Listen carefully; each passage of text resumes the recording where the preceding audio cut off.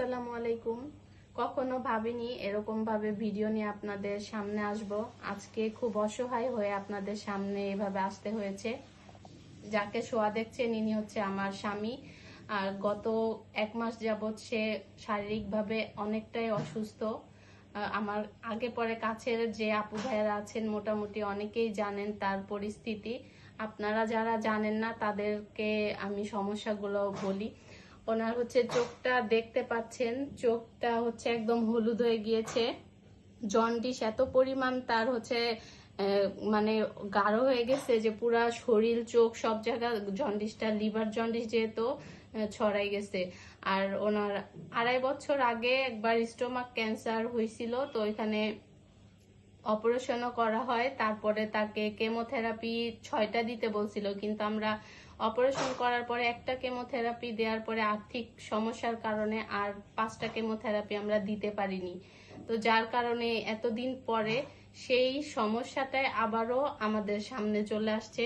পিত্তনালী যেখানে টিউমারটা হয়েছে ওইটার জন্যই সমস্যাটা আর কি এভাবে দাঁড়াইছে যে জন্ডিসটা হয়ে গেছে। এখন এটা পুরা শরীরে এমন ভাবে ছড়াইছে, খাওয়া দাওয়া ঘুম কোনো কিছু সে করতে পারে না।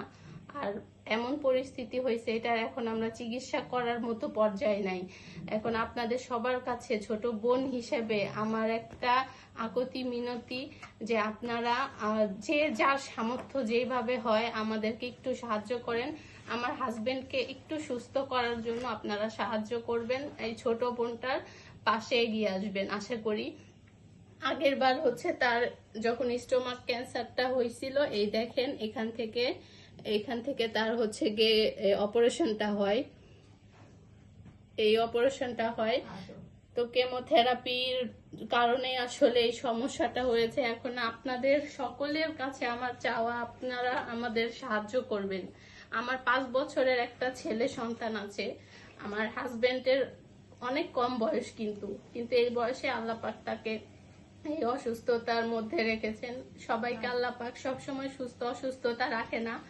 যাই হোক, আমরা হচ্ছে দেখেন এখানে জাতীয় গ্যাস্ট্রো লিভার ইনস্টিটিউট, এই হসপিটাল থেকেই শুরু থেকে হচ্ছে সব ধরনের চিকিৎসা নিয়ে আসছি। এবারও ওইখানেই আমাদের করাইতে হবে। ওখানে আপনারা যারা সাহায্য করবেন সবাইকে সবভাবে আমরা হচ্ছে ডকুমেন্টস গুলো দেখাবো, আর ফোন নাম্বার তো দিয়ে দিব। কারোর যদি যোগাযোগ করে আমাদের সাথে সত্যতা যাচাইয়ের প্রয়োজন হয় তাহলেও আপনারা আমাদের নাম্বারে কথা বলে সেটা যাচাই করে নিতে পারেন।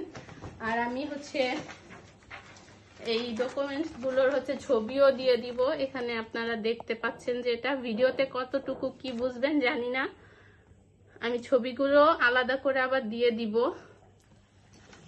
এই যে একটা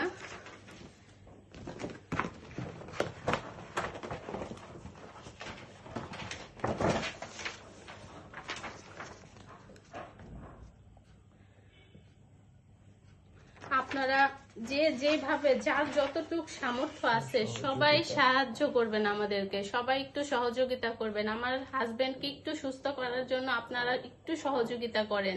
আমরা কখনো ভাবিনি যে এইভাবে আপনাদের কাছে সাহায্য চাইতে হবে, না পারতে আমরা আপনাদের কাছে সাহায্য চাচ্ছি। আল্লাহ পাক যেন এরকম সমস্যা কাউকে কোনোদিন না দেয় সেই দোয়া করি। আর সবাই যার যতটুক সামর্থ্য একটু সাহায্য করবেন আর বেশি বেশি দোয়া করবেন।